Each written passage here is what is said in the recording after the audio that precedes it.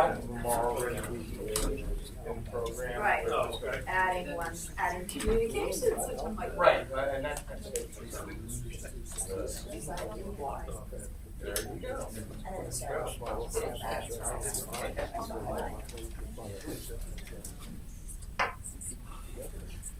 Okay, ladies and gentlemen, we're going to call this meeting to order. If we could all stand and pledge the flag, please. Pledge allegiance to the flag of the United States of America and to the republic for which it stands, one nation, under God, indivisible, with liberty and justice for all. Thank you. Can we have roll call? Start with you, Trace, if you don't mind. Tracy Flauser, PCCD. Wayne Howard, PCCD. Bill Wenner, MDJ, Dolphin Town. Julie Sokolov, Constable, Montgomery County. Fred Contino, Constable, Delaware County. Sherry Leffler, PCCD staff. Rod Reddick, Indiana County Commissioner. John Fowle, PCCD. David Sandra, PCCD. Thank you all for coming on this on a Tuesday compared to Thursday, and we had to reappoint or remove the meeting because we didn't have a quorum last time. Yes. Was it weather? I don't know. Yeah, it was weather. I'm telling you. I need a reading of the motion for the unapproved draft minutes. Before we do that, I'd just like to make a record for the meeting minutes. The election of officers is usually done normally at the first meeting of each year. However, because we have expired members and we only have the quorum right now, we are hopeful by the May meeting we will have a fifth representative from the Pennsylvania State Police. And at that time, then we will go through and do elections of officers. So that will be held off to the May meeting then. Thank you.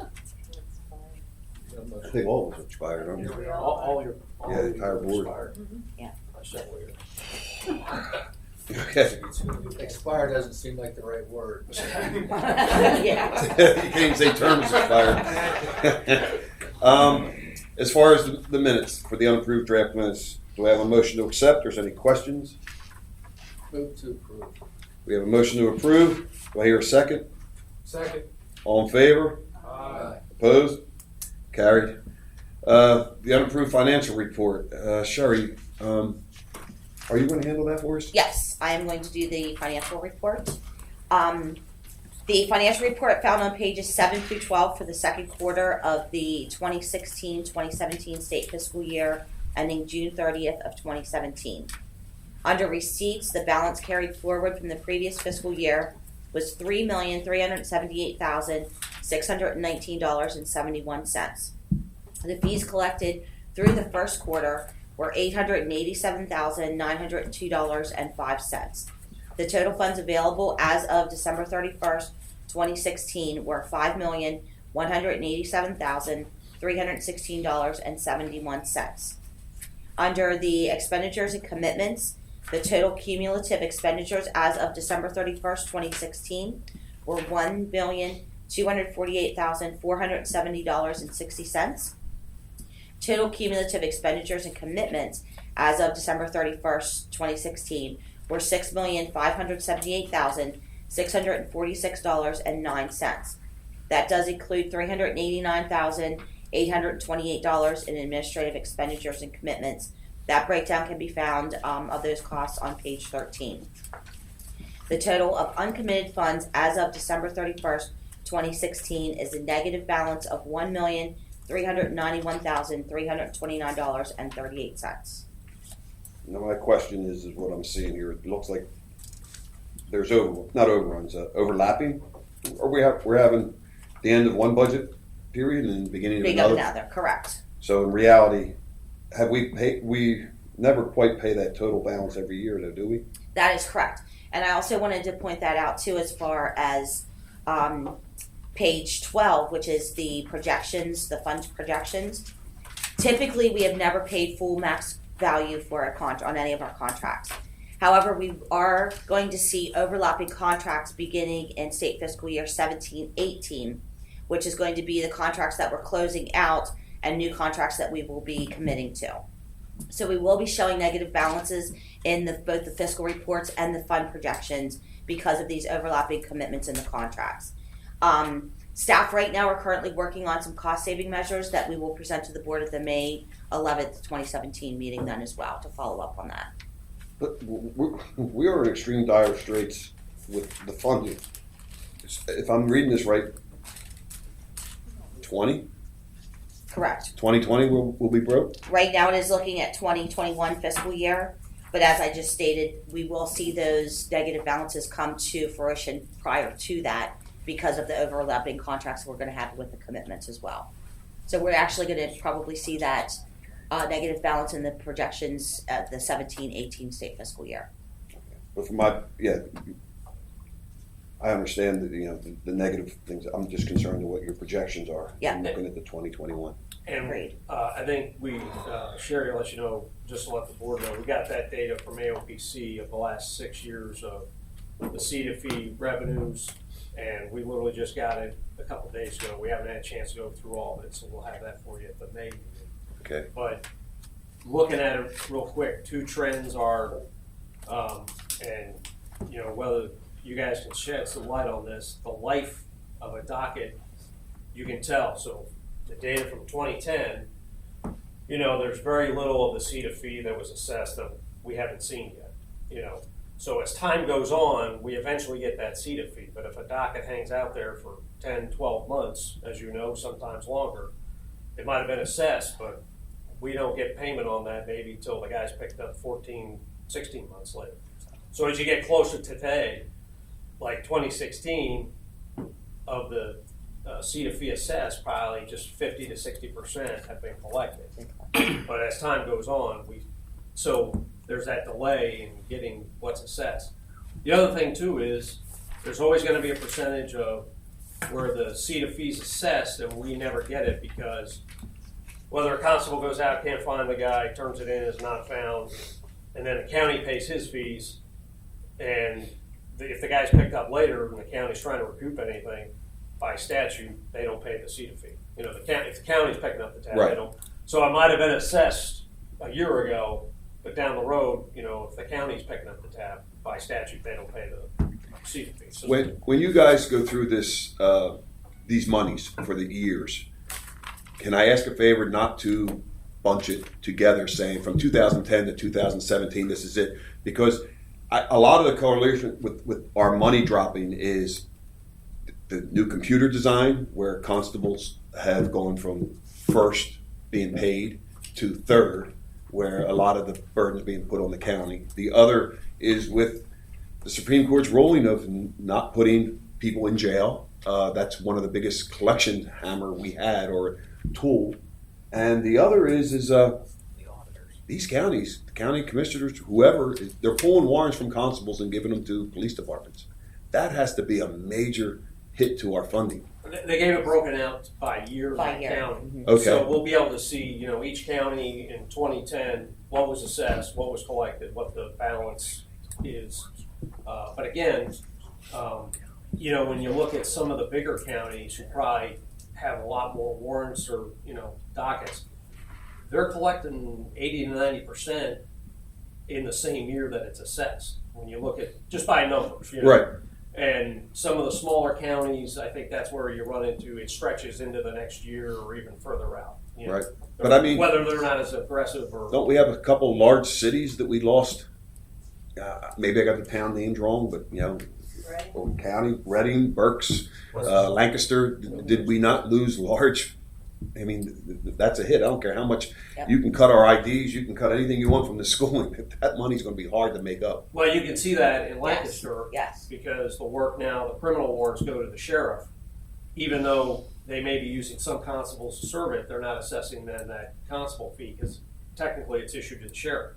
So I could see a drop, in Lancaster, 2010 up to 2015, and then it dropped 2016. Westmoreland County is like that. I believe Lycoming, where more and more of the work, they go to the sheriff, they may still be using constables, but they're not assessing that because technically it's issued to the sheriff. So. Hold that question till the public brings down to the police. Write it down so you don't forget. Any other questions or is there any questions on the financial? Do I have a motion to accept the financial statement? Do I have a second? Second. All in favor? Aye. Opposed? Carried. Instructional certificates. Okay, Wayne's going to go through the instructor certifications, but I did provide the board with a packet of information regarding our instructors because we had some coming in as addendums. Because of the February meeting being rescheduled until now, we have the need for more instructors certifications. So I agreed to allow the boards to submit them so that we could bring them as addendums to the board. So in that packet, Wayne's going to start with that. And then I've referenced either if it was an addendum page or if it was a part of the board packet then. So you're up, Yeah, Wayne. the first one you're going to be reviewing is from Penn State University, Tim Barnes. His requested topic certifications are general communications, physical skills, and firearms. Currently, he's employed with the Allegheny County Juvenile Probation Officer. He has a master's degree, 15 years of law enforcement experience, 10 years of instructional. His current assignments, he's the current firearms and defensive tactics instructor for the Allegheny Probation Department. His certifications, qualifications, he does have an NRA law enforcement handgun and shotgun instructor as well as PPCP, the defensive tactics instructor certifications. The board would recommend certification for Tim Barnes on the topics that are listed above. Sherry, one of the things Julie had asked me as far as the communications, what do they specifically teach? Is that public perception? Or what's that? For communication, that would be, it's mostly like MOAB or like crisis intervention is under communications. Report writing, those types That's of a new things. term, The though. I've professional. never noticed it. Yes, we originally, probably like, before we went live with the new set system, we changed everything from subjects to topics. So now instead of having just like, we still have general, but having each subject listed out, we've lumped them into communication categories or law or general physical skills or firearms. Okay. So we went from like 20 some subjects to 5 topics. Okay. Okay, the next one is David Edwards from Penn State University. His requested topic for his firearms. He's currently a retired police officer from Mill Creek Township. He has 29 years of law enforcement experience, 20 years of instructional experience. He was the current head firearms instructor for Mill Creek Township Police Department. His qualifications: NRA Firearms School, PSB Certificate of Training, Lethal Weapons Training, NRA Law Enforcement Firearms Instructor for Patrol Rifle, and he's also an armor certified through Remington Law. The board would recommend the certification for David Edwards. Next one is Philip O'Connor. He's from Penn State, requesting firearms.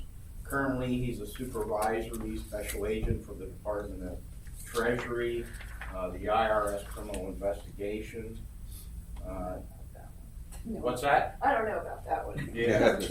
Actually, Don't question that one. Usually, he basically investigates federal crimes and financial cases that are attributed to the IRS. An agency of high. He has a BS in criminal justice, 25 years of law enforcement, 13 years of instructional. He's currently a lead firearms coordinator and also an active firearm instructor from 2003 to the present. He has federal law enforcement training, certified firearms, and he completed a refresher course as well. He's also NRA certified pistol, rifle, and shotgun. And again, the board would recommend certification for Philip O'Connor. Any questions on that? Next one is Jesse Kramer. He's from Penn State. He's currently an instructor with the program. He's requested the communications to be approved. He's currently a senior a magisterial district judge, 30 years of law enforcement experience, 10 years of instructional experience, and he also attended Pennsylvania Constable's Training and Education Program. That's where his current assignment is. Does have an MBA certification, and the board would recommend certification for Jesse Kramer for the topic of communication. Again, Penn State, we have Ron Haggerty Jr. He's currently an instructor in law in general, requesting to be certified in communications. Currently, he's a magisterial district judge. He has an associate degree, 22 years of law enforcement experience, 4 years of instructional experience. He's, like I say, he currently teaches for the program as well as MOPEC. He's an FBI National Academy graduate, state police instructor development he attended. And staff would recommend Judge Haggerty for the topic of communication. Next one is Philip Michael. He's currently teaches with the program. He's requested to be certified in law as well as communications. He's currently a Pennsylvania State Constable. He has a master's degree in business administration, 10 years of law enforcement experience, 5 years of instructional experience. He's currently a Penn State Fayette defensive tactics instructor. Qualifications, he's PPCT instructor as well as OCAT, and the board would recommend certification for Philip Michael in the topics of law and communications. Next one is Richard Opiella. Opelia. Used to be Openella. He's currently a district justice. He's looking to be certified in communications. He has his Juris Doctorate degree, years of law enforcement experience. He's been a MDJ since 2004, and he has 12 years of experience. Certifications, district attorney, district judge, and he's an attorney, and he was a prior chair of our board. And the staff would recommend that he be certified for the topic of communication. He still owes me money. I'm just kidding. That's Well, Fred, I did talk to him yesterday, and he did say to say hello. Next one is from Temple University. Joseph Clemmer. Requested topics are general law and communication. He currently teaches or is an instructor for the Deputy Sheriff's Program. He's currently with Temple University Police Academy. He has a master's degree, 22 years of law enforcement, 10 years of an instruction. His last assignment is with Temple University. Certifications are Federal Law Enforcement Training Center, non-lethal control techniques, as well as he holds a Pennsylvania teacher certification. The board would recommend Joseph Clemmer for the requested topics of general law and communications. Next one from Temple is Scott Criswonis. He's requesting certification in general communications and firearms. He's currently an instructor with Montgomery County Municipal Police Academy. 21 years of law enforcement experience, 17 years of instructional experience. Currently, he's with Montgomery County Municipal Police Academy. He's also a Pennsylvania State Police firearms instructor. Holds certifications from a MOPEC, Act 120 as a firearms instructor and an Act 235 instructor. The staff would recommend certification for Scott Criswonis for general communications of firearms. Next one is Christopher Prout from Temple University. He's looking to be certified in physical skills. John, I believe this, Sherry, did you want to say something, these next Yes. ones? There About were- the next ones? Yeah, there were 4 instructors that Temple University had requested that John Fowle, the bureau manager, that he conditionally approved them prior to them coming to the board meeting. So on February 14th, John did conditionally approve Christopher Prout for physical skills. And then on that cover sheet that I made there's also 3 others that are going to be coming up. Leonard Fritzinger, Christopher Stevenson, and Michael Yetter. They were also conditionally approved by John. And that's why I thought it would be easier to make that little chart, because we had so many coming through this time. And just a reminder of the board, when I do that, I only conditionally approve them for a specific class, and the school has to show need. And the other reason you're seeing a lot of instructors, this program's been around 22 years. A lot of the schools, we're starting to lose some of our veteran instructors. So the schools have been recruiting heavily to try and add, additional instructors, as we've lost some of the veteran instructors in the last 2 years. So again, I just conditionally approve for a specific class, and then they have to come to the board at the next available meeting. So For final approval. Right, and just to let the audience know, we'll discuss the constable instructor update in a few minutes. We need to vote. No, we're still going. He still has more. We're only about halfway through. Oh wow, you do have a lot. Yeah, Christopher Prout from Temple University requesting to be certified in physical skills. He currently works with the Department of Justice, the Officer Inspector General, Special Agent. Basically what that consists of is basically an internal affairs of suspected criminal activity by government employees. He has MS in criminal justice, 8.5 years law enforcement, 8 years of instructional. He's currently a regional control tactics instructor. Certifications, law enforcement control tactics, and law enforcement control tactics training program. Staff would recommend that he be certified for physical skills.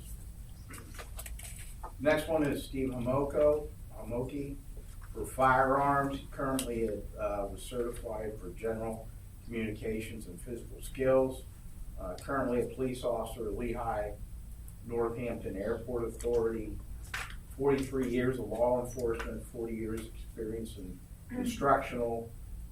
He taught with the PCCD Constables program as a lead firearms instructor.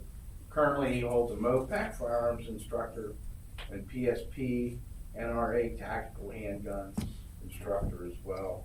The staff would recommend that Stephen Hamoki be certified for firearms. Next one is Stephen Todoric. Currently he teaches for Penn State General and Physical Skills, asked him to be certified in communications. Currently he's employed by the PA, I should say he retired from the PA Attorney General's office. He was a supervisor in the narcotics unit. 30 years law enforcement experience, 20 years of instructional experience. Like I say, he teaches with the Constables program now. Certification is in phase 4 pepper spray. He's currently an instructor. And the staff would recommend certification for Steve Todoric in communications. Leonard Fritzinger from Temple requesting to be certified in general physical skills and firearms. Currently a police officer from Allentown. 10 years law enforcement experience, 7 years of instructional experience. Currently teaches defensive tactics, physical fitness, firearms, and other special instructor at the Allentown Police Academy. Certifications, NRA firearms instructor, and MOPEC special and general instructor. Staff would recommend board certifications for Leonard Fritzinger for the topics listed above. That would be general physical skills and firearms. Christopher Stevenson from Temple University requested to be certified in general and physical skills. Again, he was conditionally approved, as Sherry had mentioned. He's currently a police officer with Allentown. 8.5 years experience, law enforcement experience, 4 years of instructional experience. Currently he teaches defensive tactics as a physical coordinator and general instructor Allentown Police Academy. And he has MOPEC Special and General Instructor as well as Protective Safety Systems Control. Staff would recommend that Christopher Stevenson be approved for the certifications in general physical skills. Next one is Michael Yetter from Temple University. Again, he was conditionally approved for general and physical skills. Police officer with Allentown Police Department, 6 years law enforcement experience, 3 years of instructional. Current defensive tactics, physical fitness, and firearms. And again, he has a MOPEC Special and General Instructor certification. The staff would recommend that Michael Yetter be approved for general and physical skills. Next one is Laird Cole from Penn State University. Requested topics are general and communications. He's a retired police officer from Grove City. He's currently an adjunct professor at LaRoche College. 20 years law enforcement experience, less than 1 year instructional, and he did go through the Act 49 instructor development class in 2016. And the staff would recommend Laird Cole be certified for general communications.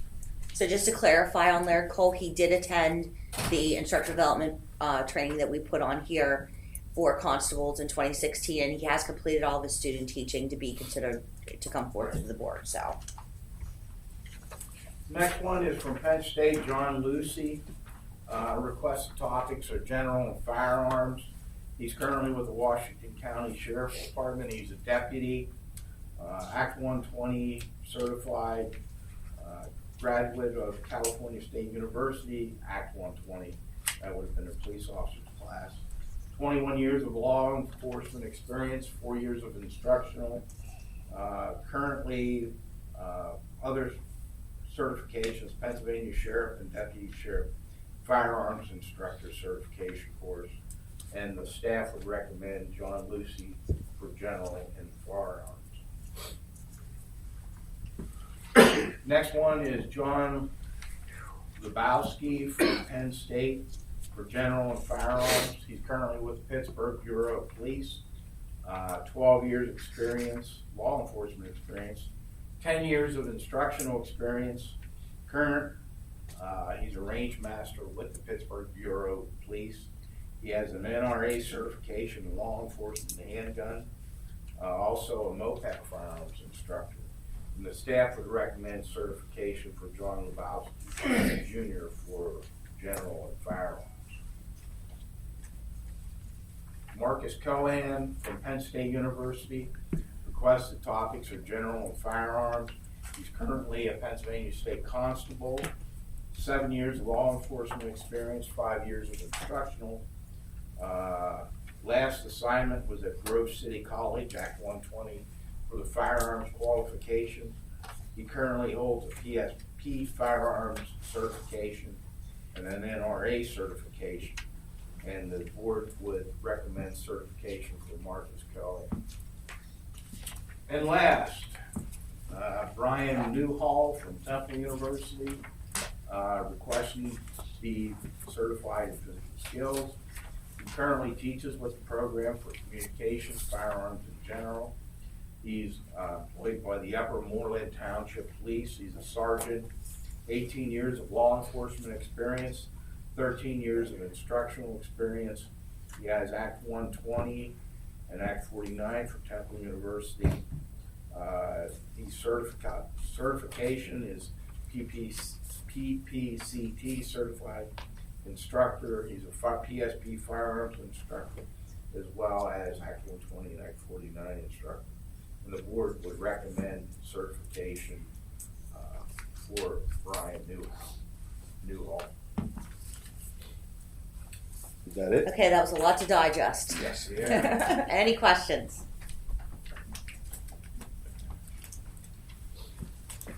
Do we have a motion to accept these instructors? Move to approve. Second? All in favor? Aye. Opposed? Approved. I would just like to make a comment. I would like the schools, what great candidates you've shown here today. this is quite impressive. Thank you from the constables. As far as we move on now to discussion items, do we have any discussion items? I don't see Rob here. My biggest one is Deborah. Maybe you could help me here. Has anyone from the upper echelon of PCCD helping with the appointments or for the board? We've been pushing for a while. We've been running on empty. Our terms have expired. Mine's been out for over a year. If you would like an update from maybe the executive directors or the acting executive director's office, Please. we can try to see if we can get something like that. Please, because there is ongoing activity. That's the short answer. Okay. To your question.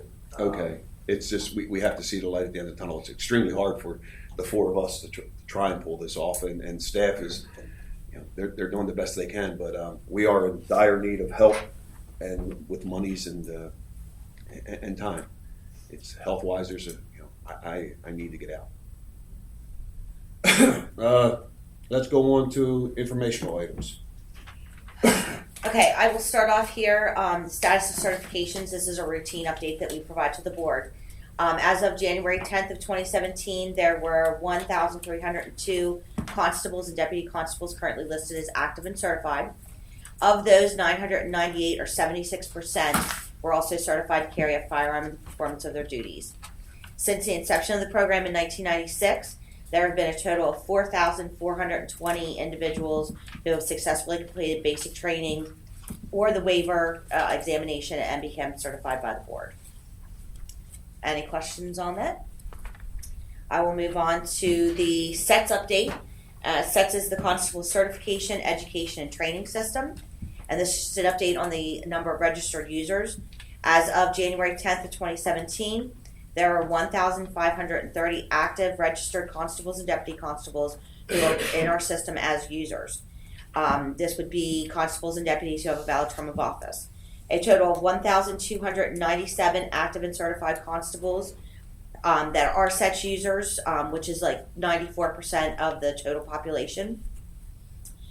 Of those users, we have 1,007 who have chosen email as their preferred correspondence method, which means that we are emailing more information out to the users, which is really beneficial, both for the timeliness of information and also for the reduction of mailing costs for the program as well.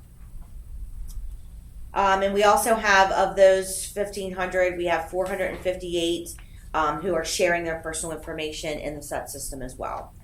Currently, we have 55 registered users from 31 clerk of court's offices as well in the system. What does that mean? Excuse me. That the clerk of court's offices can actually log into our system and put the financial liability insurance information directly into the system. So when you're saying 55 users, some counties have 2? Some counties may have Okay. 4. I think Allegheny County, we may have about 6 users, something like that. Okay. I was So- just trying to figure out what that meant. Yeah. The next informational item is an update on Act 49 training grievances. I will go through. We've had about 5 since the August meeting of last year, so I just wanted to bring an update back. The first one that I have listed here was a grievance that was filed in relation to a class no-show. Based upon an investigation done by program staff, we were found that there was a miscommunication between the train delivery contractor and the constable. So I went in and I reversed that no-show absence to an excused absence for that constable. The second one was in relation to a weapon malfunction in a basic firearms class. The deputy constable was able to take his weapon to a gun armor, and they were actually able to document that there was an issue with the gun itself, and it was also documented on the remediation paperwork by the school during the class. So I was able to work with that deputy constable and have him attend another basic firearms class. Unfortunately, it was in the southwest region and he was in the southeast region. So he did have to travel across the state, but he was very appreciative of being able to do that so that he could get his firearms qualification in and be certified for the remainder of 2016 and also into 2017 then as well. Because he did successfully qualify then with the same weapon. After it was fixed, of course. The third one was in relation to an unexcused absence for an annual firearms class.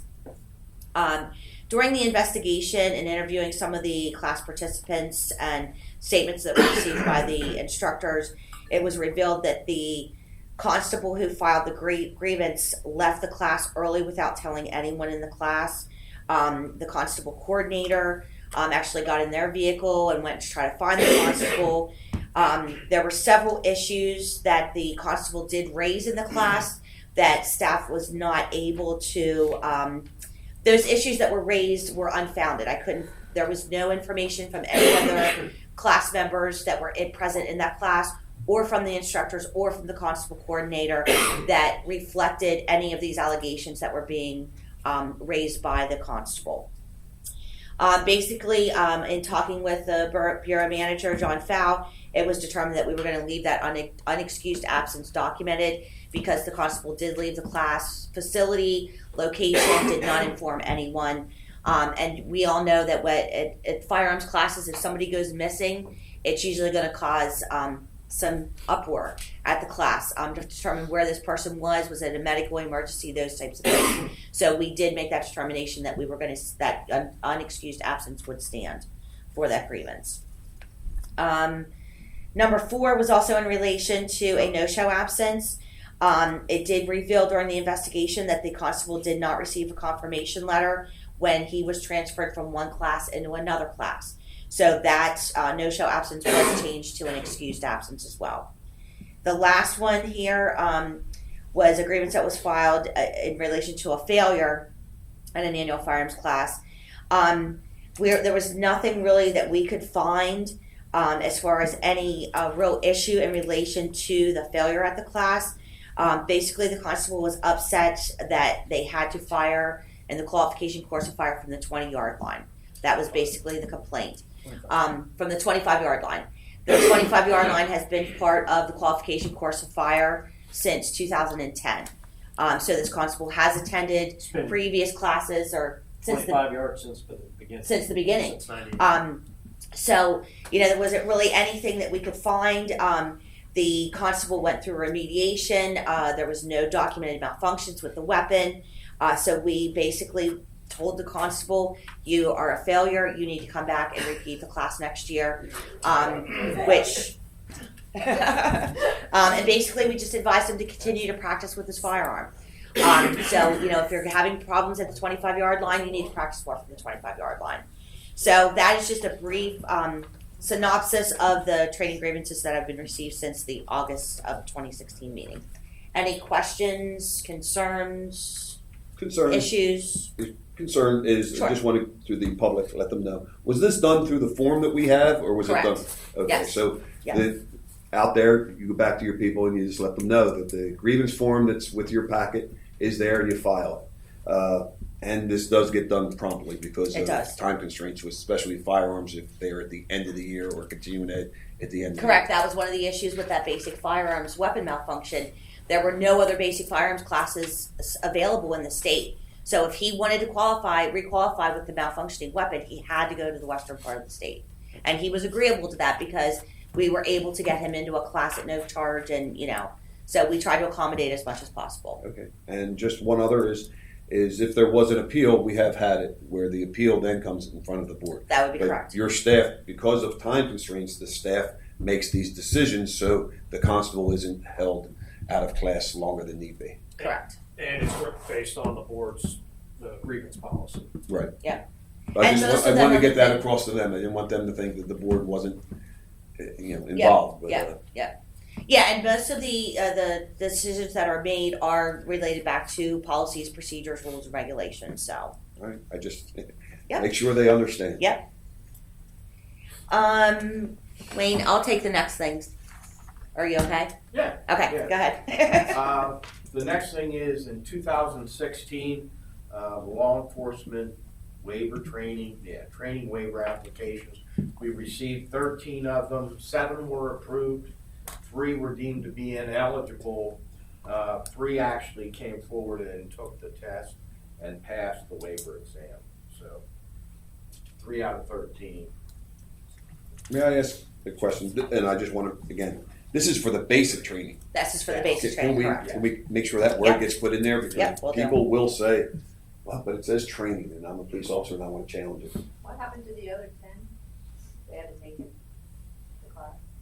Well, no, 3 were deemed ineligible, either they were over the 2 years, and a lot of times we get police officers, they apply, they'll submit the application, and never follow through, you know. Yeah, so the other 7 that were there, Julie, they've never contacted staff back to actually schedule the waiver test.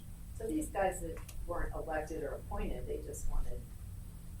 No, they still have to be in office to take the waiver exam, yes. So they're all at Yes, they are all constables are appointed as Just deputy stop constables, them correct. all. Yeah. Didn't want to go to 80 hours, eh?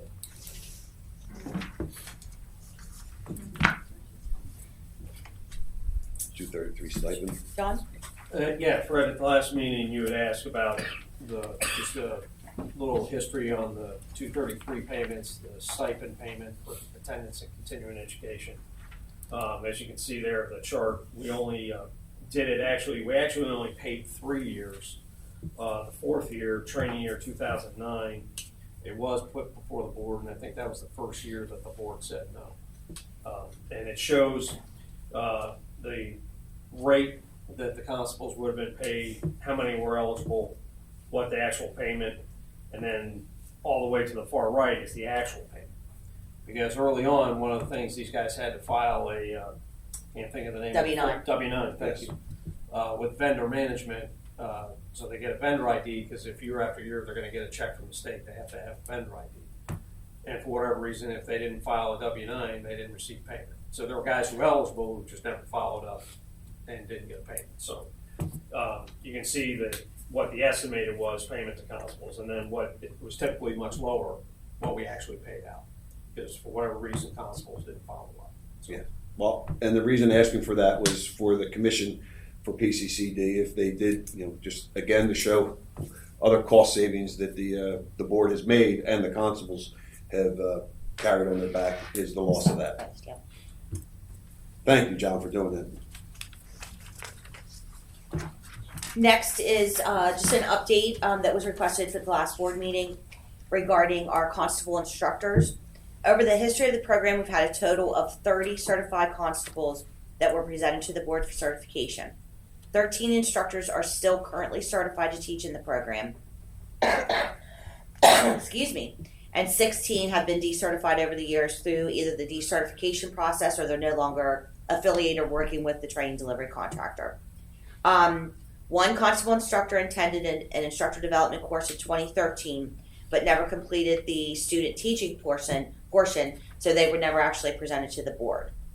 Now in October of 2016, we had 10 constables come in. They all successfully completed the instructor development course that we offer here at the building for them.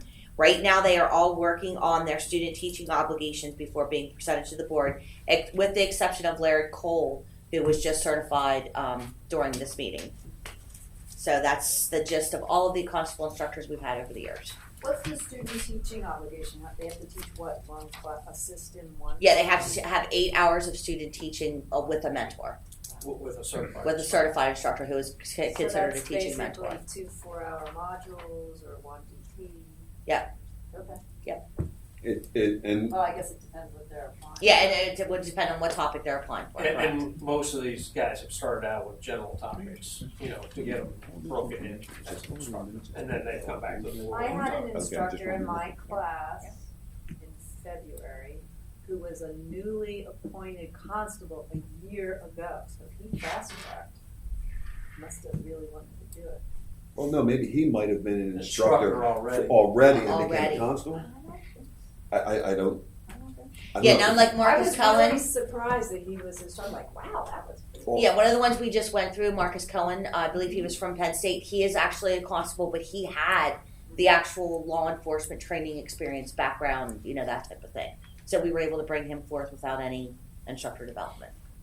And again, for the floor's benefit, this is why this stuff's brought up, because it's all part of the minutes, but we always hear that there's not enough constables training, and there are, but there's not as many as you think there are, because they don't want to. Thank you. Yep. Go ahead. Next is John. Fred, also too, at the end of the last meeting, you brought up about costs, and trying to centralize training and what that would cost. There's two documents there on page 30 and 31. If you look at 31, that's an actual estimate we did back in 2003. If we had centralized training locations and we were paying, at least picking up the travel, for constables to come in. And so I base it on that, and I only looked at continuing education. Basic training, there's a lot more. I just thought we have more con eds than anything. Okay. So I started with continuing education. And also too, this is, it says there based on a class of, 20 constables. And so if we go down and, lodging, if we did contracting lodging, we're putting 2 constables in a room. And I took these from some of the current rates that we've used through Deputy Sheriff Academy and through some of the other contracts, et cetera, to try and use state rates. Okay. I mean, nothing's perfect. This would vary, obviously, a little bit cost region to region. And then student per diem was, we put that in there because we put it in 2003. And that would be based on essentially the state travel, regulations. Well, would we, And I put that in there. It's easier to put it in there and say we wouldn't consider that. okay. But I wanted to at least answer that financially in case you said, well, what would it cost Okay. if we, it's easy to look at all the costs and say, well, take Yeah. this out, take this out. No. So I just put that in there, I thought, because the question came up. And then as well as, mileage. And those things can be taken out. And then it totals out, and you can see, in the top, it shows the costs we already have associated with those classes. That's the instructor, the class time, materials. So we're, you'd be adding on about another $240,000, $244,000 to the already existing $206,000 of con eds. No matter where we have this or how, we got to pay instructors, we got to pay room, rental and materials, etc. So, and if you look, from 2003, that's really only an increase of about $140,000 when we looked at it. So where's our big expense coming from having a central location compared to is it the travel? It would be travel. Because your criteria was, bringing constables into, 1, 2, 3 centralized locations. Because we'll always incur the administrative costs of the school coordinator, instructors, Right, but facility. Okay, but just off the top of my head, you're saying on page 30, 451,000. Take the 60 off, right off the top, because Sure. we don't pay. So that would bring us down to 399, and then the travel, 150 miles. If you have 3 central locations on the East Coast I can't see 150 miles, and would we get 53 cents? I don't get 53 cents to come to this meeting. Right. I get 19 cents. And part of my logic is figuring the high-end costs. It's easier to backtrack off and say, we wouldn't include that or we wouldn't pay for that. I just don't understand, if and maybe it's because the judges and the sheriffs are state employees and it comes out of taxpayer money. How they're pulling these things off? Well, wouldn't they be worried about trying to have mini schools all over and save money than have a central two location? Things. The sheriffs, that's a unique because their basic training is a centralized location. It's a 19-week residential academy. Their act stipulates that the training fund will reimburse the counties for the deputy's base salary and certain travel at 100%. So on that program, we're reimbursing the county 100% of that deputy's base pay while he's at the academy.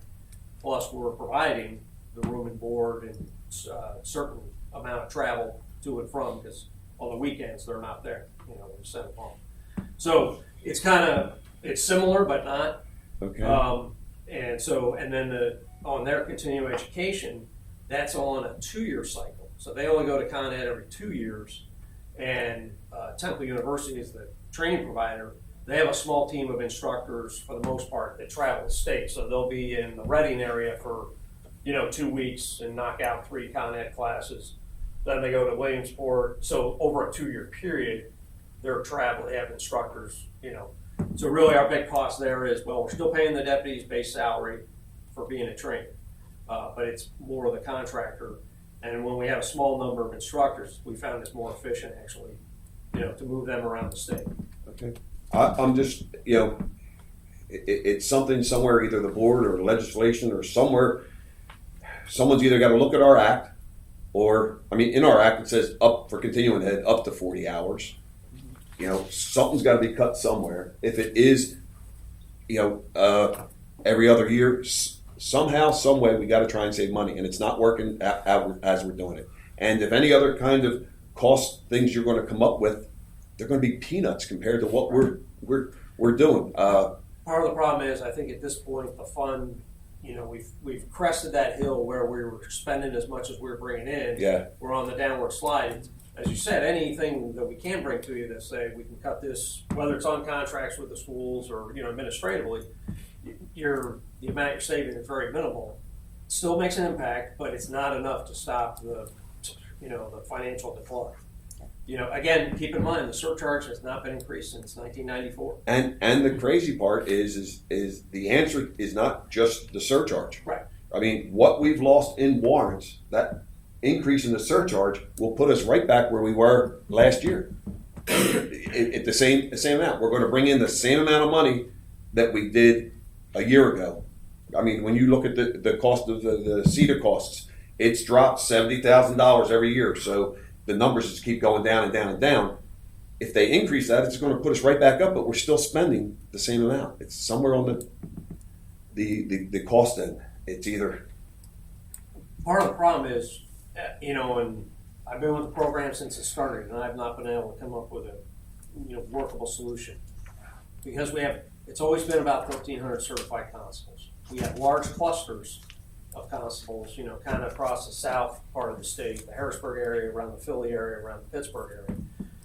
Those are actually more cost effective to run training because, we can run multiple classes at one location with 25 or, and those guys, and even the instructors, we got a pool of instructors. They're not staying overnight. They're not, they're just coming in for the day as well. It tends to be across that northern part of the state where we have to run a class for 10, 12. There's still enough guys up there to run a class. Right. But anywhere we've tried to move it, the distances they have to travel are still pretty far. Yeah, we've moved those locations. We've tried over 20 years, and because they're such a thin population up there, no matter where you go, these guys are traveling. We still need to provide the training to them so they can maintain their certification. But 6 counties and you only come up with 11, 12 guys, we still have to provide that training, to them. Is this something, I'm just throwing this out there and I don't want to hold up time, but just trying to, is there a way, or is it the act says we have to have or up to 40 hours? Is there any ability that maybe that act could be changed just to say up to 40 hours for your first 3 terms, 18 years?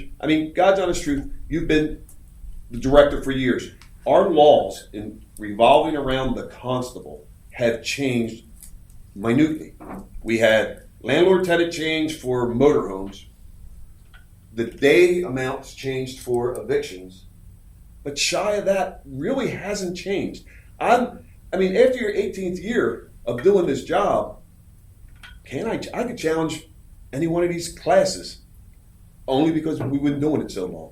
I'm just trying to save money where if we had of the 1,200 constables and there was challenges of men that have been doing it more than 20 years, I look out here, there's got to be a majority of these guys that are 15 years coming on that 20-year term.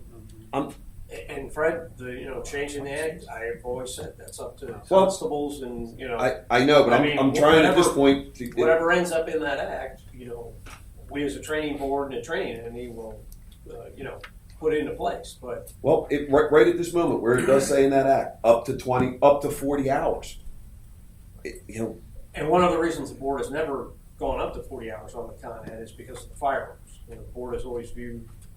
Well, isn't that part of it? And the way it's worded in the act, it says continuing education up to, and then it just says that the board will create standards and for firearm certification. So the firearms not part of the 40? The hours in the act for firearms are not listed.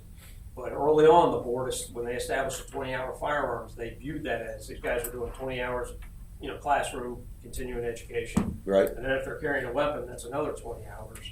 Because the large majority of these constables are part-time. You know, they're working other jobs, etc. And as you know, the longer they're sitting in the classroom, there's hours that they can't be out working. Because a lot of these guys work evenings and weekends as a constable. And if we take up more and more of their time training. Right. So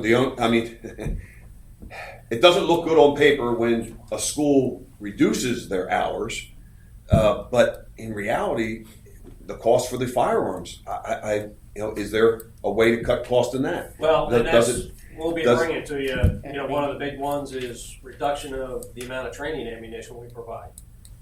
Even then, it wouldn't be a huge savings, but it would.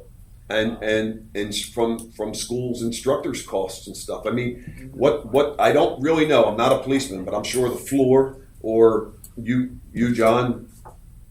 What do police officers do when they go for their continuing education for firearms? Do they go in, certify, have a 4-hour course, 8-hour course, and they're done? That's up to the department. That's up to the department. All MOPEC requires is that the chief signs off that his officers are, I don't know the exact terminology, certified with their duty weapons. I mean, Wayne might be able to answer that one. Right. And depending on the department, at the department I was at, we would have qualifications 4 times a year. Just mainly I was concerned with the liability issue.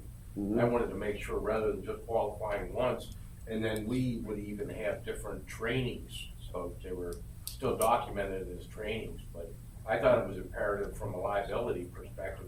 The more proficient that officer can show that he is with the weapon, the better we're going to look in if there is a civil suit or whatever as far as weapons. But then on the other hand, you could have police departments that go out one time a year and spend 2 hours at There one are range. departments that go out one time a year and just shoot and that's it. And Fred, I don't remember if you were on the board when the board did away with the firearms waiver for law enforcement. You might have, I'm the one that suggested that. But, you know, at the time, there were about 40 constables. They were also police officers or whatever. So, and the board's concern was that they were not getting equivalent or better training than what we were providing constables at 20 hours. Right. And of those 40 or so guys, A lot of them struggled. 30 went to the firearms the next year, and half of them failed our course. Yes. Over half. So that kind of reflects what the board's concern was, that they were not being adequately trained at their department on an annual basis. I know. I hate to put money over safety. I don't want to see this thing fold. It's been a lifetime. Yeah. You don't think? Okay, good. You stay when it's here. Okay, I won't beat you up anymore. But gentlemen, you're going to get copies, or once it goes online next. Well, and the packet information was provided for the public to pick up too. Okay. It was provided too. Bring that back, beat it up, and come back to the next meeting with ideas, or submit them in writing prior so we can look at them. But I'm sorry. I do want to give the board an informational update. We just found out about this over the weekend at one of our basic training classes. We did have a constable who had a medical emergency. The gentleman it was unrelated to training. He was literally just sitting in the classroom. He wasn't feeling well. He got up. The instructor addressed it. He ended up calling 911. The gentleman was taken to the hospital.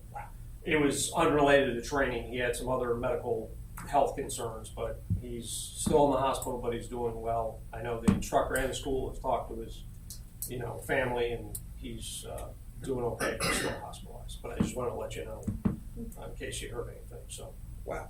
What region was that? Do you know? it was under Miami? Oh, out west. Out west. So. Is it appropriate for us? I know not to send nothing, but are we, allowed to write a letter or anything? I mean, or. Well, no? but I do want to say it just happened in one of our schools. I'm just concerned. And I do want to say for the constables in the audience, when we introduced that emergency contact form, there was a lot of early pushback, but the instructor was able to pull that out. And, knowing somebody with a previous condition or whatever, those forms are destroyed at the end of class. But it was perfect for that instructor to have that. He knew who to contact in an emergency, etc. So that's why we've had that document. And that's why it's so important to make sure that you do put down any types of medications or medical conditions that you currently have. Even if you have the flu and you're not feeling good, write it down on that medical form. Is it okay if I let Todd address this? Sure. Go ahead. Just speak or state your name, please. Yeah, Todd Brothers, Constables Training Coordinator for Penn State. The best thing is, guys, please fill them out, because if you're unconscious and EMS gets there, the instructors don't know your medical history. That is something that they can say, listen, you can't take this form, but at least that medical history is there. They can write it down, because as being a former paramedic, that's very critical to us, what medications we need to give you or something like that, or something that you're taking that we give could throw you into a worse condition. So it's very important that they do fill out those, and thank God, everything was done. It did help the EMS, because he was incoherent. I mean, he was conscious, but he kind of didn't know where he was, because I can't go into his past medical history. But he was confused and things, but it did help EMS as Thank well. you. Thanks, Todd. Okay. The next informational item on the agenda, just a status update of the AOPC work group that we've been discussing at several board meetings. Unfortunately, Mr. Merwine is not here to provide input on this as well, so I'm just going to go from my perspective. We did have a conference call, John, myself, and Mr. Merwine with Amy Levin and Mark Rothamel back on January 19th. We discussed some different things as far as the collections, data, those types of things. I received an email mid-February from Ms. Levin at AOPC regarding the surcharge collections data. That request was sent over to AOPC on the 28th of February, and I received that information on March 16th.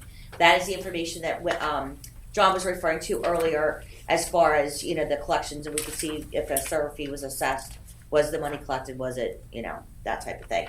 But we will do a more extensive look at that information, the surcharge collection information we received back from AOPC for the May meeting then as well. But that was really all I had as far as an update on the AOPC work group. Information on the videotape broadcasting of board meetings. Did we talk about that? We were talking about possibly, instead of doing the central locations with the live, if we could have them videotaped. Since we have the equipment here. Or live, and put them on the minutes. Deborah, were you able to get an answer on any of that as far as the videotaping of the broad? Well, I certainly can't answer anything having to do with the technology, and that's what I was waiting to hear, whether or not that is something feasible technology-wise. I haven't heard anything like that. Okay. I don't know We'll anything about follow whether, up in on fact, that. there is videotape equipment here. Well, yeah, I don't know. Where the hell we did have cameras in here. My biggest concern is we have a nice showing of constables here, but if it could get out across the state and you condense our minutes, I mean, there's a lot of things that was said today that need That to don't be make it, yes, because that we don't need to do a quite make summarization, yes. yes, and especially when it comes from the forum from the floor, I'd like it to be at least videotaped and on the minutes if someone wants to do it. I will take it back. I will discuss it. I'll send an email to Mr. Merwine and see if he has any further updates. If there are, I will send that out to the board. Otherwise, we'll bring another update back to the May meeting then. Okay. Because it was the equipment issue, and then I know we had talked about whether or not we can have the live broadcast or if it has to be a pre-recorded broadcast. Right. That was a question, I believe, from the last meeting. Yes, and gosh, from the constable standpoint, I think if the minutes are there, then if it could be videotaped, I mean, how hard would that be? And that shouldn't be a cost that's outrageous. It's IT equipment that we should have here, or we already have.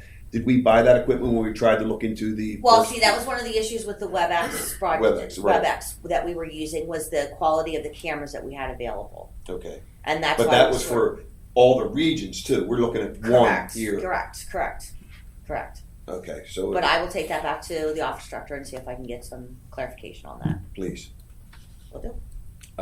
Now, we need to go into executive session over contractual needs.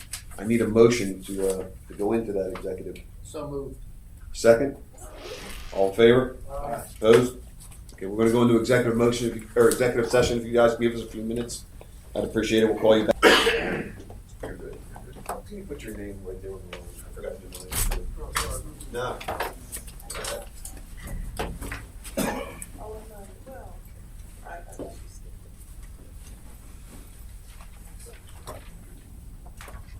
you. She's in the age room. She's in the age room.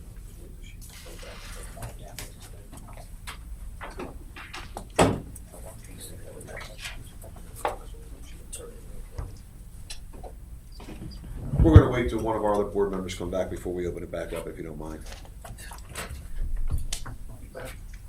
All right, Julie. Why did mine come back? Because you didn't put your name on the top of the test paper. You failed. I didn't. We all did the same thing. Okay, we're going to bring the meeting back, call the meeting back to order. I just want to inform everyone that we had a legal issue for contractual for the schooling, and that was discussed at the meeting. Plus, there was one other question that might have been asked. Oh, I asked a question that should have been in the public, and it was basically, I was asked John if, once they evaluate the AOPC findings on the collection of the CETA fees, if there's a way we can see where the problem areas are. That was my question. And he said, we have to bring this up to you, that's what was discussed besides the contractual issues. And now we'll just open it up to public voice. Public voice. Any questions? I'm sorry. You have to stand up and state your name since we're not videotaped yet. Ron Quinn, PFOC, and Center County. Last meeting that we had, seems like years ago, we talked about one of the things that affects the CETA fee, the revenue generation there, and that is with MDJs holding back a lot of the warrants that they should be sending out with the constables. I was wondering if, when you had your quarterly MDJ meetings and stuff like that, if that issue was brought up, like you said, it was probably going to be addressed. I personally think, at least in Dauphin County, so those are the quarterly meetings that I get to, which There's not from I don't attend those. Okay. I mean, there's a statewide committee, but again, there's certain representatives that go. From our county perspective, and again, we have allegedly a mandatory monthly meeting. Well, out of 15 of us, 6 of us are the mandatory meeting attendees. Mm-hmm. And again, from our perspective, with that isolated group, that's not a problem with us getting those warrants out the way they're supposed to be.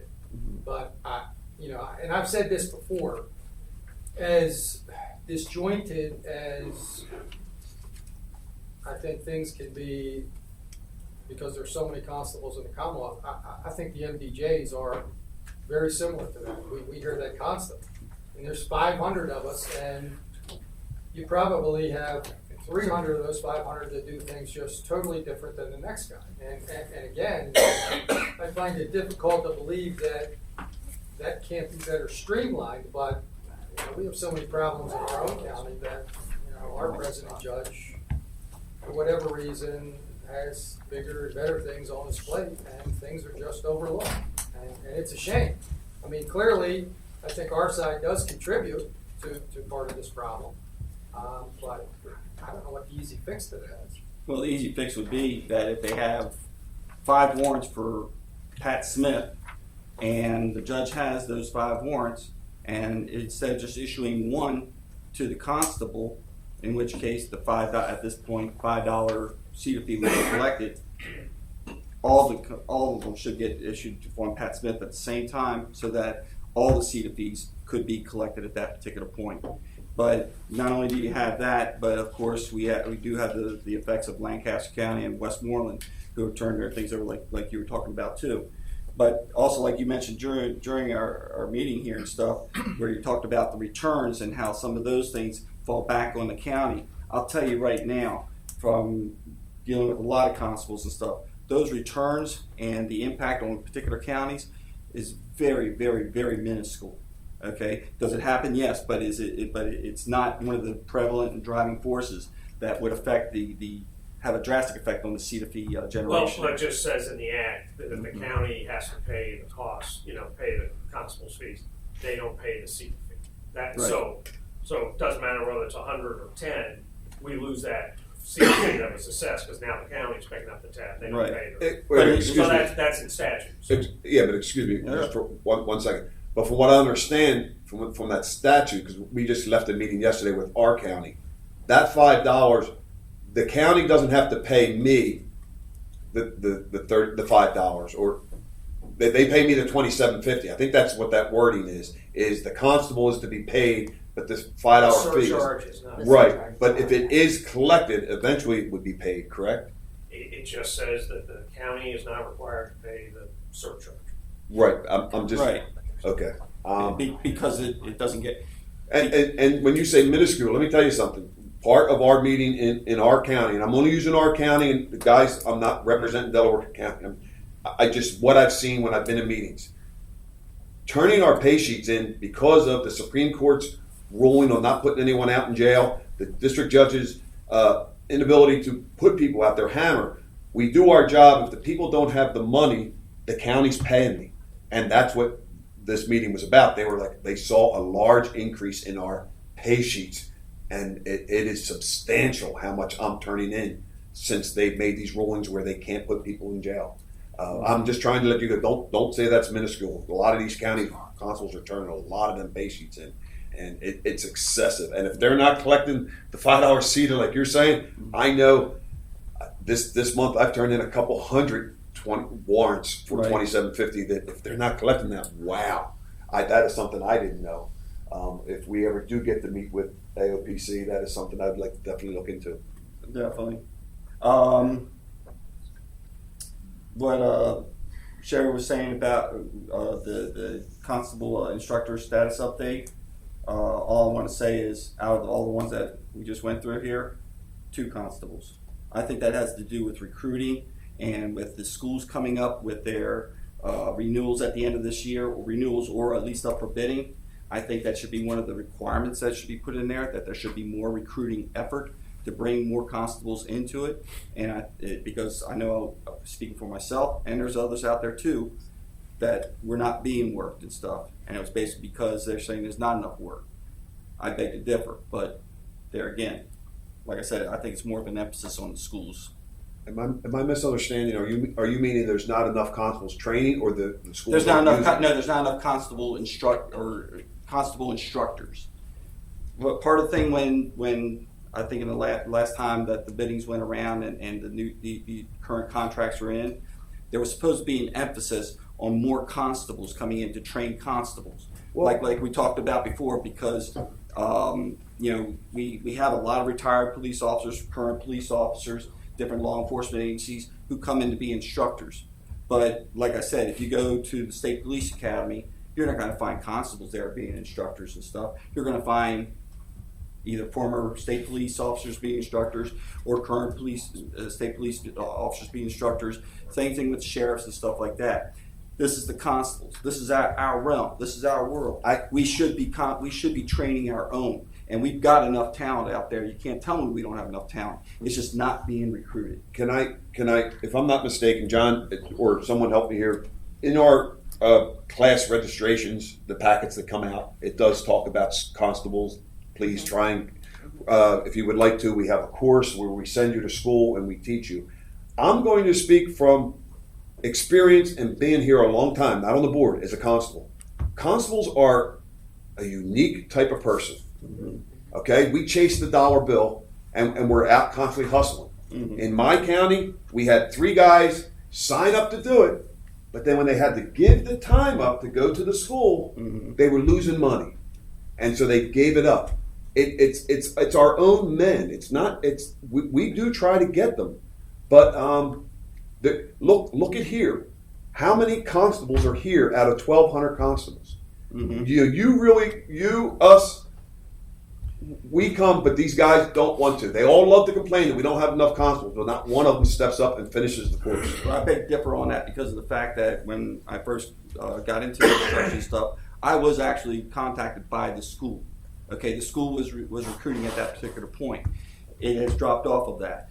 Other schools have dropped off of that. They're not recruiting for constables. What they're recruiting for is these police officers, municipal, state, whatever, law enforcement agencies. I think that there needs to be more emphasis on recruiting within our own talent base.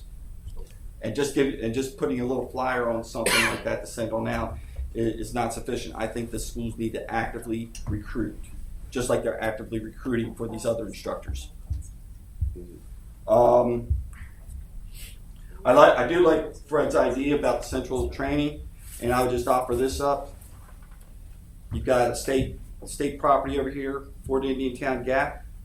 That would be perfect for lodging people, for getting classroom space, and for getting range time and stuff. It's mostly a National Guard unit type thing, but still, I think there's plenty of training there if somebody would look into that. That might also help with costs. I'm just throwing it out there. There's some other ideas that I would like to go ahead and write down and submit to you. Where do we submit those ideas for training in writing? To our board. Just like Send it to my attention. or Yeah, I was gonna say, send it John or I's attention, and we'll Right. see that it gets to the Or when- board. And letters that have been mailed to us get forwarded Okay. right up here right away. Yep. All right. My last point here is two more points. I'm sorry. Constables on sets. Okay, I know that there's some will say, I don't want my personal information released and stuff. However, if they're not signing up through the website but they're still enrolling in a class, shouldn't there be some way to put their name and or contact phone number onto the sets, so that if we pull up somebody's county to get an idea of if there's a nearby constable and stuff to assist us or whatever, that we should be able to go in there and at least be able to get in contact with them, because right now there's a lot of constables who aren't on that sets.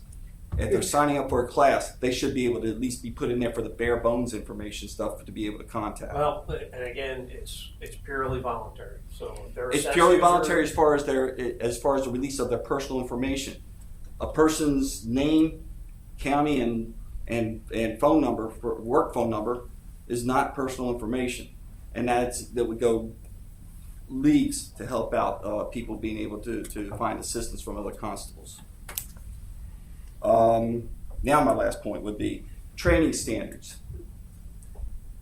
It is a common practice through all the schools right now, because again, I've been talking with other constables as well, whereas we have to sit through, let's say, a 2-hour block of instruction on whatever course. The last 10 minutes before you take the test, you're doing a review. The review is word for word. Why do I need to waste my time spending 2 hours in a classroom when you're just going to tell me the next 10 minutes everything that I need to do to go ahead and note down on the test? It's a waste of time. It's a waste of standard, or it basically brings down our standards. Because as long as it's monkey see, monkey do, it doesn't matter. It brings the quality of our constables down. Give us the training. Have the test in there. And if you want to do a review where somebody just has questions, open it up for that. But as far as the reading word for word, a lot of us are beyond that. Okay? If you give us the information in that 2-hour block of instruction, and we're paying attention, which we should be doing, but a lot of us don't have to, except for the last 10 minutes, then it does bring down the standard of training. I would ask that needs to be addressed and changed in the renewal time period for the schools, or at least when you put it up for bidding. That's all I got for right now. Any responses? Yeah, I'm biting my tongue. Yeah, well, Why bite Sean? I've been through those courses. Those reviews are good for a lot of the men. It's not verbatim. Yes, I'm a Penn State graduate, and Penn State, I love it, but their test answers are tricky. And they don't read them verbatim, but I'm not going to sit here and argue with you. It helps the men out. And if you go through these test scores, I'd be quite surprised, even with the review, how many men pass by the skin of their teeth. And it's not verbatim. To say things like that, it might have been verbatim in your one course or wherever you go to school, But I'll back my instructors at the schools I've been to. I've never seen them give us answers to tests, and that's more or less what you're implying. I can get you names of people that are. Well, I'm not going to sit here and discuss that right now. All right. You put it in writing and you send it to us. All right. Thank you, Mr. Chairman. Thomas Empig, President of PSCA. Wayne, you could probably help me best here with this.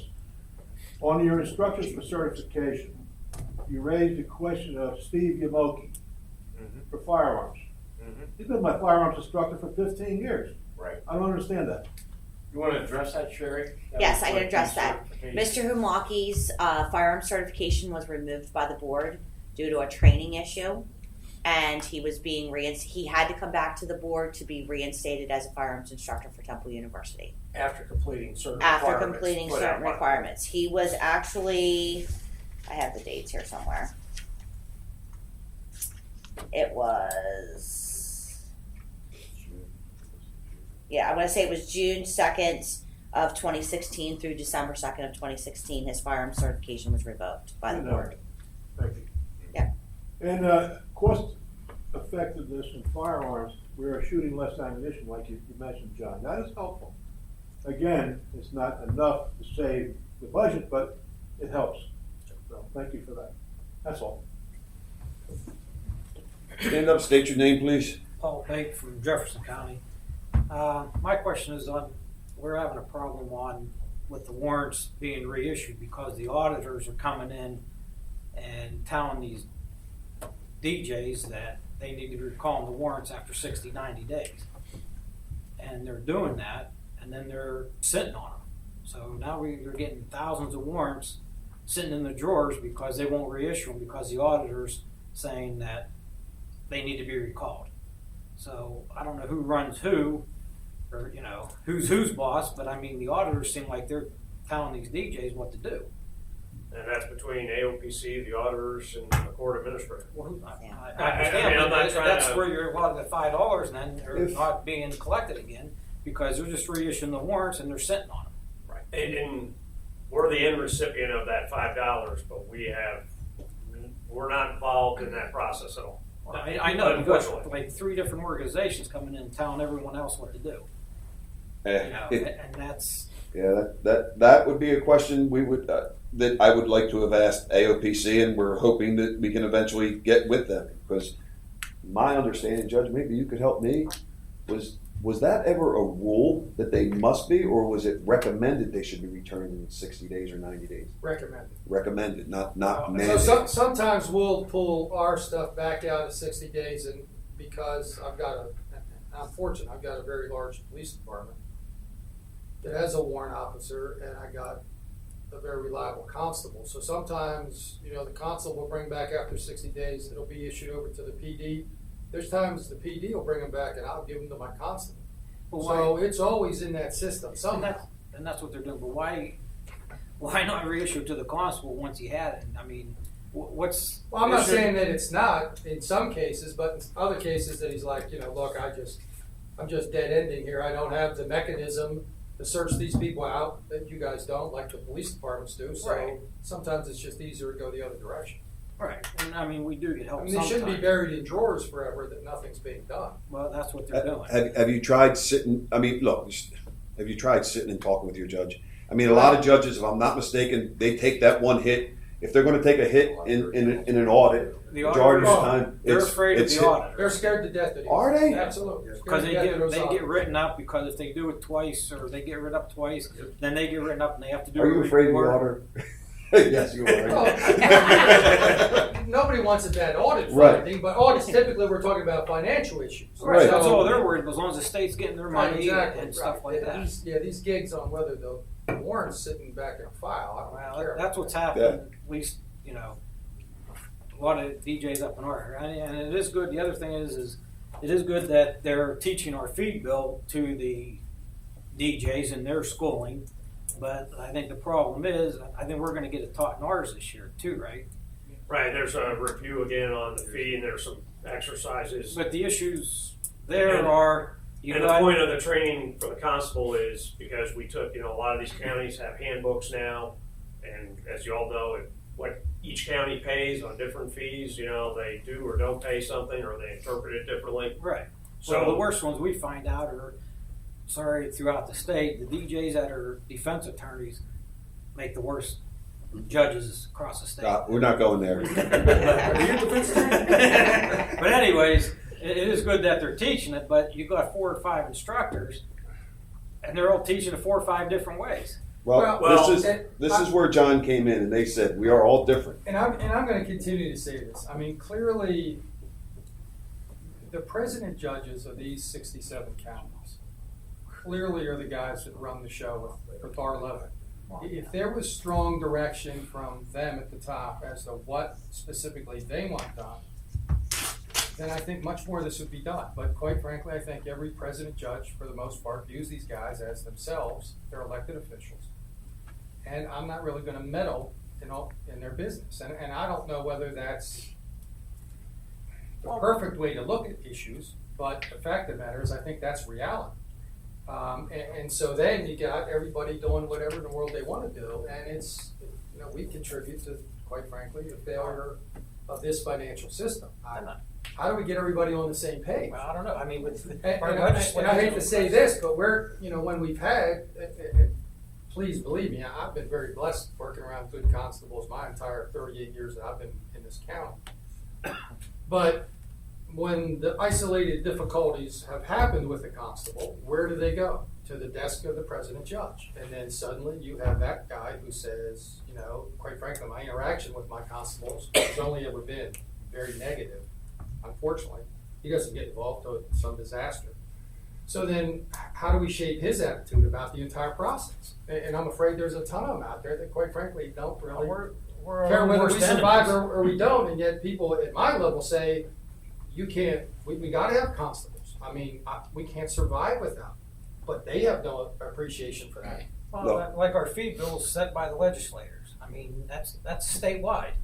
Yeah, but the look. one thing that fee bill has never had, and I've said this for 22 years, there's no hammer or penalty from any level to the county. So if a county says, I'm not going to pay you the $5, commitment or discharge or whatever, you guys, your only recourse, is going against the county, who's essentially, your contract employee. And if you piss off the president judge, or you're not getting work. So it's kind of it's a hard position to be in, and the counties all have different interpretation of what, some of the wording what does that mean? Well, what's discharge? Well, we think it means this, to you it means that. Well, that's why I like Allegheny County, Westmoreland County. Yeah. Their warrants don't get served because they send them up there, Look, our areas, and tell them to wrinkle up and. We understand, and from this forum here, from our board, we are for your education. I'm going to step out as chairman of the board and just explain, and I've tried to do it so many times. It comes down to us as constables. You guys got to work with your president judge. You got to sit down. It's a give and take. Some counties get the 5, they don't get this, they don't get that. You have to work. When we were under the president judge, it was all understood. But the last 19, 20 years that we've been away from the president judges, those president judges that knew us are gone. And like the district judge says, the only time my president judge sees us is when a constable gets caught doing something illegal. And the word spreads that the constables in Delaware County are all crazy. It's not. But then we sit down, we have these meetings. He's like, wow, we should have done this 10 years ago. And it's the truth. It's take the time, approach them. The issue with the 30, 60, 90 days. If you could talk him into, say, hey, Judge, can you give me a year? Can you give me 18 months? And then I'll turn them all back. But you know what? If he gives you that, work them. Listen to me. I'm not saying you personally. I'm just saying, guys want. They get what they want, and then they don't fulfill. We want radios. You hear guys out there in counties that I go in, they fight for radios, and I never hear them. If you do something, prove yourself to these president judges. Judge hit it right on the head. Go to the boss, make yourself look good. Point out the ones that are corrupt, because they're the ones that are going to bring your county down. And I'm sorry about getting off on a constable tangent, but I'm tired of it's not being able to say something. Any other Public voice. We have a motion to adjourn? So moved. Second? Second. All in favor? Aye. Thank you very much. Yep, thank you.